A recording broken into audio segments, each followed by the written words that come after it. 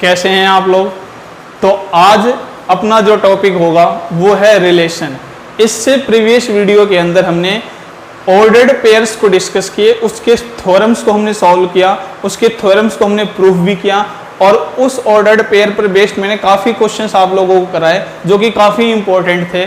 तो आज से जो हमारा टॉपिक स्टार्ट होगा प्यारे बच्चों, बहुत ही प्यारा टॉपिक है और ये टॉपिक इतना इंपॉर्टेंट है कि इसका यूज हम 12th क्लास में भी एज इट इज करेंगे और हमारे कॉम्पिटेटिव एग्जाम्स में भी रिलेशन से रिलेटेड काफ़ी क्वेश्चंस पूछे जाते हैं। तो हम स्टार्ट करते हैं क्या, अपना नया टॉपिक रिलेशन। तो जैसा कि आप लोगों को इसके नाम से ही पता चल रहा है रिलेशन, तो रिलेशन को अगर हम हिंदी मीनिंग बताएं तो क्या कहते हैं, संबंध।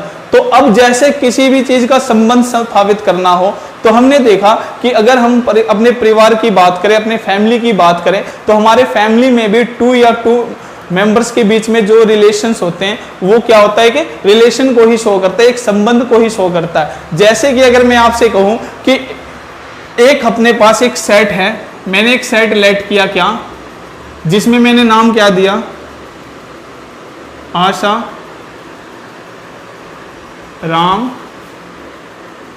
विनय, और एक सेट मैंने बी लिखा जिसमें मैंने क्या नाम दिया, कृष्ण, श्याम, अशोक। ये मैंने दो सेट लिए प्यारे बच्चों। एक सेट में मैंने आशा, राम, विनय ये वर्ड्स लिखे, ये नाम लिखे, और एक सेट बी में मैंने कृष्ण, श्याम, अशोक लिखा। और मैंने क्या कहा कि इनका जो मैंने रिलेशन स्थापित किया वो क्या किया, is child of, is child of. तो इसका मतलब ये हुआ कि जो फर्स्ट सेट अपने को गिवन है उस फर्स्ट सेट का जो सेकंड सेट से रिलेशन बनेगा वो किस बेस पर बनेगा, तो वो इज चाइल्ड ऑफ के बेस पर बनेगा। इनका जो बेस होगा वो क्या होगा, इज चाइल्ड ऑफ। इसका मतलब ये हुआ कि जो फर्स्ट सेट है वो सेकंड सेट का क्या है, चाइल्ड है, यानी कि इसका रिलेशन इससे क्या है, चाइल्ड की फॉर्म में है। तो बी ए के लिए क्या है, पेरेंट्स हैं। तो अगर मैं इसको ए क्रॉस बी करूं तो इसका जब आप इसको एक रिलेशन में जब आप लिखोगे तो कैसे लिखोगे, तो जो फर्स्ट है वो किसके चाइल्ड है, कृष्ण, तो यानी कि आशा, कृष्ण। इसी तरीके से राम, श्याम और विनय, अशोक। यानी कि अगर मैंने इन सेट्स को एक रिलेशन की फॉर्म में चेंज किया तो इस रिलेशन के जो ऑर्डर्ड पेयर्स होंगे वो किस फॉर्म में होंगे, यानी कि जो फर्स्ट ऑर्डर्ड पेयर है इसमें जो आपका डोमेन है आशा, ये किसके चाइल्ड है, कृष्ण के चाइल्ड है, यानी कि कृष्ण क्या है, इसके फादर्स हैं। इसी तरीके श्याम राम का फादर और अशोक क्या है, विनय का फादर। तो इस तरीके से जब आपको टू मेंबर्स के बीच में कोई रिलेशन दे दे, यानी कि अगर मैं इस चाइल्ड की बजाय और कुछ लिख देता तो वही रिलेशन उन दो सेट्स के बीच में क्या होते हैं, पुट किए जाते हैं। अब इसी बात को लेकर अगर हम ये देखें कि रिलेशन की डेफिनेशन क्या, अगर आप इसकी डेफिनेशन की बात करो, बहुत अच्छे से समझना प्यारे बच्चों, काफी इंपॉर्टेंट कॉन्सेप्ट है ये। तो इसकी डेफिनेशन क्या है, तो मैंने मान लिया let A and B be any two non empty set, यानी कि हमारे पास ए और बी दो ऐसे R is subset of A cross B is a relation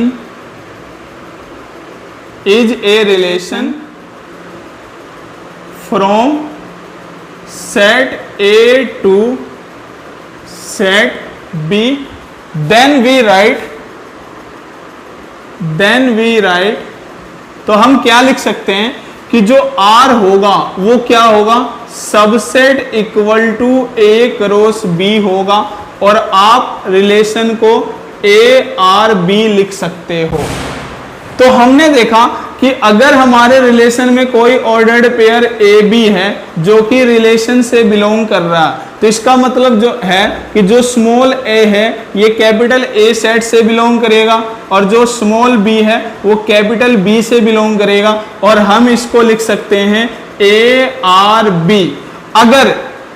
अगर R subset not subset A cross B है तो जो आपका ए बी है ये भी क्या होगा, आपके रिलेशन से बिलोंग नहीं करेगा। तो मतलब क्या कि अगर हमारे पास कोई दो सेट ए बी है प्यारे बच्चों जो कि नॉन एम्प्टी है, तो हमारे पास एक आर होगा जो कि क्या होगा, सबसेट होगा किसका, ए क्रॉस बी। और ए क्रॉस बी यहाँ क्या है, Cartesian product of A and B, और उसके अंदर हमारे कुछ ऑर्डर्ड पेयर्स होंगे ए बी जो कि हमारे रिलेशन से बिलोंग करेंगे, और वो कब करेंगे, जब वो ऑर्डर्ड पेयर्स उन गिवन सेट से बिलोंग करें, उस गिवन सेट से क्या करें, बिलोंग करें। अब इसके अगर मान लो मैं example N be any natural number,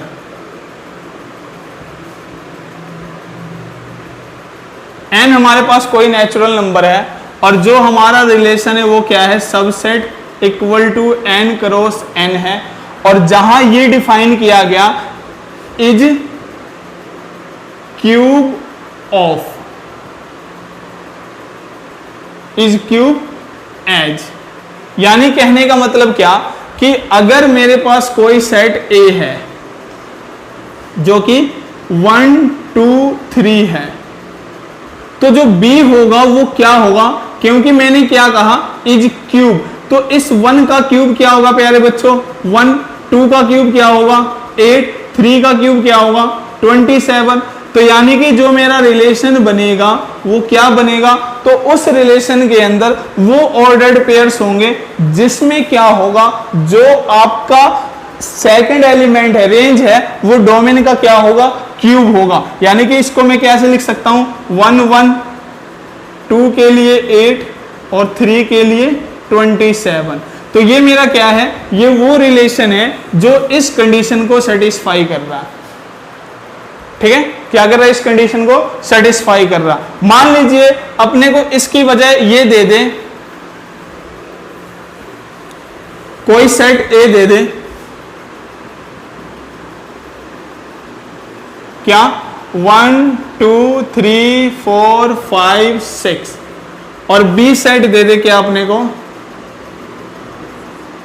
1 2 3 4 up to 30, और ये कहा जाए कि जो ए और बी है ये आपस में किस तरीके से रिलेट हैं, तो ये रिलेट हैं is square of, is square of present किया जा सकता है प्यारे बच्चों। तो सबसे पहले आता है हमारा roster form.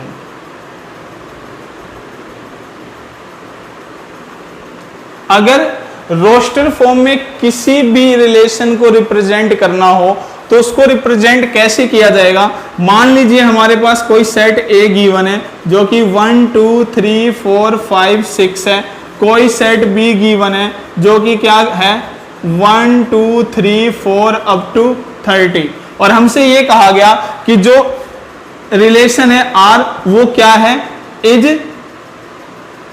Square as, is a square has its R has its square as. मतलब आर की क्या कंडीशन दी गई कि हैज स्क्वायर इट्स, यानी कि जो हमारा ए है आर हमारे ए और बी से कब रिलेट करेगा, जब ए का स्क्वायर क्या होगा, बी होगा। क्या ए का स्क्वायर क्या होगा, बी होगा। तो सपोज करो तो हमारा रिलेशन क्या बनेगा, अगर मान लो मैं 1 यूज करूं तो 1 का स्क्वायर क्या होगा 1 होगा, अगर मैं 2 यूज करूं तो 2 का स्क्वायर क्या होगा 4 होगा, अगर मैं 3 यूज करूं तो 3 का स्क्वायर क्या होगा 9, अगर 4 करूं तो 16, 5 करूं तो 25, और अगर 6 करूं तो 36। लेकिन मैंने देखा कि जो 36 है ये हमारे बी सेट में बिलोंग नहीं कर रहा। इसका मतलब ये हुआ कि हमारे रिलेशन में ये ऑर्डर्ड पेयर प्रेजेंट नहीं होगा। तो जो ये रिलेशन लिखा गया, इस रिलेशन को ही, इस फॉर्म को ही, जिस फॉर्म में ये लिखा गया, इसको हम क्या बोलेंगे, रोस्टर फॉर्म। क्या बोलेंगे प्यारे बच्चों? Roster form. अगर मान लीजिए सेकंड मेथड क्या है कि रोस्टर फॉर्म के बाद विल्डर फॉर्म। तो इसमें क्या होता है प्यारे बच्चों कि मान लीजिए अगर मेरे को कोई रिलेशन गिवन है, किस फॉर्म में? जिसके ऑर्डर्ड पेयर्स हैं एक्स वाई, जो कि रिलेशन से बिलोंग कर रहे हैं, ठीक है। एक्स वाई कोई ऑर्डर्ड पेयर है जो कि रिलेशन से बिलोंग कर रहा, जिसमें एक्स हमारे फर्स्ट सेट से बिलोंग करेगा, वाई सेकंड सेट से बिलोंग करेगा, और जो ये ब्लैंक है ये क्या शो करेगा? इस ब्लैंक का मतलब है 10 blank space show how X associated with Y. यानी कि इस ब्लैंक का मतलब क्या? जो मैंने ब्लैंक स्पेस छोड़ रखा, इसका मतलब यह है कि यहां पर यह लिखा जाएगा कि जो हमारा x है वो y के साथ किस तरीके से एसोसिएट किया गया, जो x है उसका रिलेशन y के साथ किस तरीके से है। तो मान लीजिए मेरे पास कोई सेट A है जिसमें हमको एलिमेंट्स क्या गिवन है? 1 2 3 4 5, और B सेट मान लो मैंने लिखा क्या, जिसमें अपने को ये गिवन है 6, तो यहां B क्या लिखा जाएगा? 3 5 6 7, और मैंने एक रिलेशन लिखा क्या? तो मैंने रिलेशन लिखा 1 3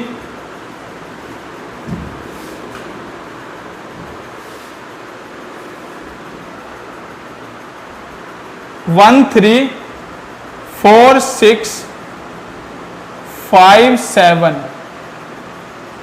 और 3 5। यानी कि ए सेट अपने को ये गिवन है, बी सेट अपने को ये गिवन है, और हमारा रिलेशन क्या है? ये। तो इसको जब आप सेट बिल्डर फॉर्म में लिखोगे प्यारे बच्चों, तो इसको सेट बिल्डर फॉर्म में कैसे लिखोगे? तो इसको लिखने के लिए मैंने क्या लिखा कि मेरे पास ऑर्डर्ड पेयर्स हैं एक्स वाई, जो कि रिलेशन से बिलोंग कर रहे हैं, जहां पर जो एक्स है वो ए से बिलोंग कर रहा और जो वाई है वो बी से बिलोंग कर रहा, और X is always 2 less than Y. यानी कि x और y में क्या रिलेशन है कि जो x है वो y से कितना कम है? 2। हर केस में देखो जो x है वो y से कितना कम है? 2। तो इस फॉर्म को हम क्या बोलेंगे? Set builder form. तो क्या बोलेंगे? Arrow diagram. एरो डायग्राम का मतलब क्या होता है कि इन विच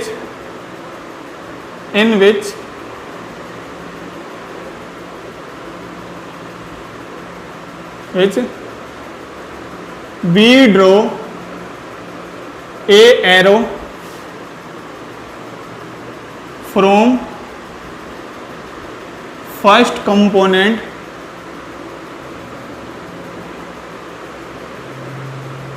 to सेकंड कंपोनेंट। यानी कि क्या कि अगर अपने को कोई ऐसा रिलेशन गिवन है जिसमें हम एक एरो डायग्राम ड्रॉ करेंगे, और वो एरो डायग्राम क्या होगा? फर्स्ट कंपोनेंट से सेकंड कंपोनेंट के लिए। मान लीजिए हमारे पास सेट ए है क्या? 1 2 3 4, और बी सेट क्या है? 1 2 3 4 5 6 7 8 अप टू 20। तो अगर अपने को ये कहा जाए तो इसका मतलब क्या है कि यहां जो रिलेशन है, और आपसे ये कहा गया R is a relation is square root from A to B। यानी कि जो रिलेशन बताया गया वो रिलेशन क्या बताया गया कि अगर सेट A आपको ये गिवन है, B सेट ये गिवन है, तो A और B का जो रिलेशन होगा वो रिलेशन क्या होगा? एक is square root of from A to B। यानी कि यहां जो रिलेशन का बेस बना वो क्या बना? Square root. इसका मतलब क्या कि जो हमारा फर्स्ट एलिमेंट होगा जो कि A से बिलोंग करेगा वो कैसा होगा? तो वो एक स्क्वेयर रूट होगा। किस नंबर का स्क्वेयर रूट? जो नंबर हमारे सेट B से बिलोंग करे। तो इसका मतलब ये है कि जब हम इसके एरो डायग्राम को ड्रॉ करेंगे तो हमने ये दो as a circle type graph बनाया। अब इसमें क्या है, फर्स्ट को मैंने ए मान लिया, सेकंड को मैंने बी मान लिया, और फर्स्ट में जब मैंने 1 2 3 4 को पुट किया, सेकंड में मैंने 1 2 3 4 5 अप टू 20। तो अब अपने को पता है कि अगर इज स्क्वायर रूट, तो अपने को पता है कि जो 1 है वो किसका स्क्वायर रूट होगा, तो वो 1 का होगा। जो 2 है वो किसका स्क्वायर रूट होगा, तो 4 का होगा। जो 3 है वो किसका स्क्वायर रूट होगा, तो 9 का होगा। जो 4 है वो किसका स्क्वायर रूट होगा, तो 16 का होगा। तो हम कह सकते हैं कि जो हमारा 1 है वो किसका स्क्वायर रूट है, 1 के लिए। जो 2 है वो किसका स्क्वायर रूट है, 4 के लिए। जो 3 है वो किसका स्क्वायर रूट है, 9 के लिए। जो 4 है वो किसका स्क्वायर रूट है, 16 के लिए।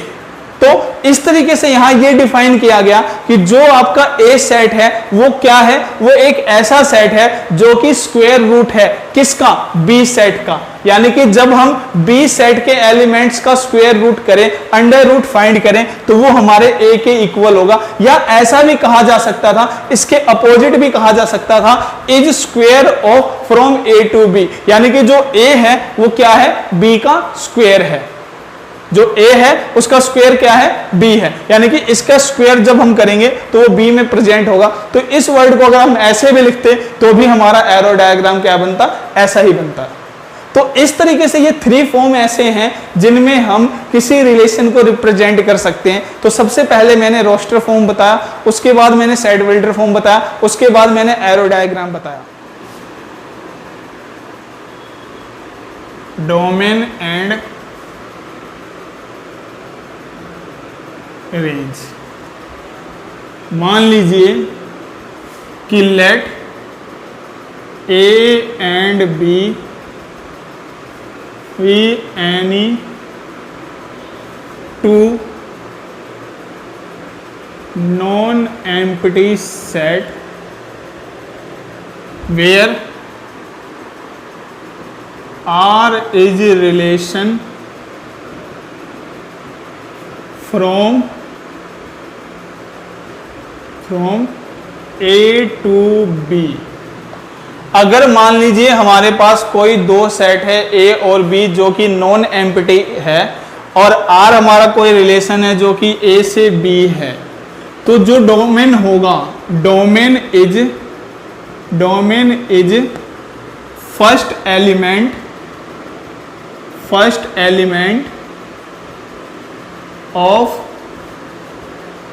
First component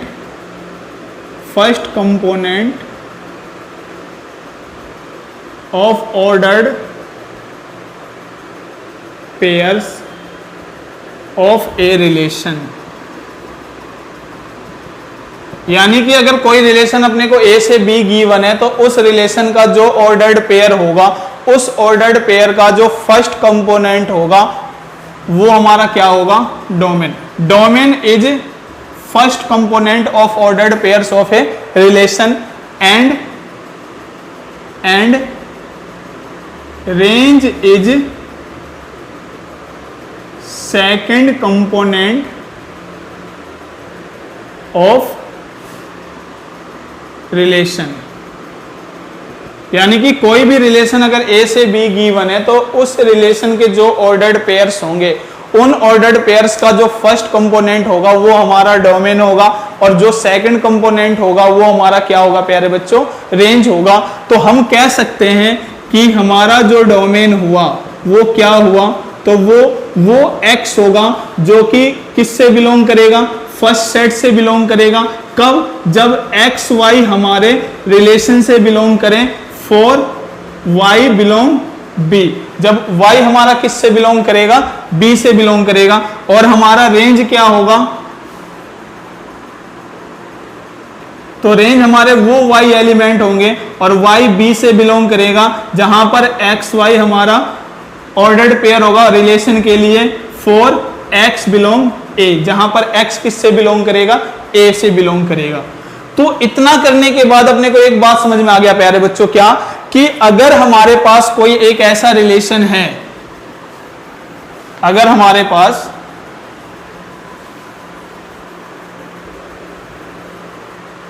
if if R is relation from set A to B, then B is called codomain. Codomain यानी कि हमारे पास कोई अगर ऐसा रिलेशन R है जो कि A से B के लिए है, तो वहां पर जो हमारा B होगा प्यारे बच्चों, वो क्या होगा, हमारा कोडोमेन होगा। यानी कि अगर R subset equal to A cross B है, तो ये जो B होगा वो हमारा क्या होगा, कोडोमेन होगा। और यहां से हम एक बात ये कह सकते हैं कि जो रेंज है, range is subset of codomain, कि जो रेंज है वो क्या होता है, कोडोमेन का सबसेट होता है। तो अब यहां से मान लीजिए अपने पास अगर A सेट गिवन है 1 2 3 4, B सेट गिवन है 3 4 5 6 7, और हमारे पास रिलेशन है क्या, तो रिलेशन गिवन है 1 3 2 3 3 4 4 5 3 6 4 7, ये मान लीजिए हमारे पास कोई रिलेशन है, और हमसे ये पूछा जाए कि आप ये बताओ कि इस रिलेशन के लिए आपका डोमेन क्या है, इस रिलेशन के लिए आपका रेंज क्या है, और इस रिलेशन के लिए आपका कोडोमेन क्या है। तो जैसा कि मैंने आपको बताया कि आपका जो रिलेशन होता वो हमेशा एक कार्डिजन B के सबसेट और इक्वल होगा। यानी कि जब आप A और B का कार्डिजन प्रोडक्ट करोगे, तो इसके कार्डिजन प्रोडक्ट में जितने भी ऑर्डर्ड पेयर्स प्रेजेंट होंगे, उन ऑर्डर्ड पेयर्स में जो हमारा रिलेशन बनेगा, या तो वो उनका सबसेट होगा या वो उनके इक्वल होगा। तो अगर ऐसा हो तो इस रिलेशन से अगर हम देखें तो जो हमारा डोमेन होगा, तो इस रिलेशन में जितने भी ऑर्डर्ड पेयर्स हैं, इन ऑर्डर्ड पेयर्स का जो फर्स्ट एलिमेंट है वो हमारा क्या होगा, डोमेन, और इसके जितने भी सेकंड एलिमेंट्स हैं ऑर्डर्ड पेयर्स के, वो क्या होंगे, हमारे रेंज 3 4 5 6 7। और अगर हमसे कोडोमेन की बात करें तो कोडोमेन क्या होता है, तो जो हम रिलेशन यूज करते हैं और उसको यूज करने के लिए जिस कार्डिजन प्रोडक्ट का यूज किया था, तो उसका जो सेकंड सेट होगा वो हमेशा क्या होगा, कोडोमेन होगा। तो इस रिलेशन के लिए जो हमारा कोडोमेन होगा वो क्या होगा, B, और B किसके इक्वल है प्यारे बच्चों, 3 4 5 6 7। तो इस तरीके से हम ये कह सकते हैं कि जब अपने को कोई भी रिलेशन गिवन हो, तो उस रिलेशन का डोमेन क्या होगा, उस रिलेशन का रेंज क्या होगा, और उस रिलेशन का कोडोमेन क्या होगा। तो जब भी हमसे ये बातें पूछे जाए तो हम इन बातों को इस तरीके से फाइंड कर सकते हैं।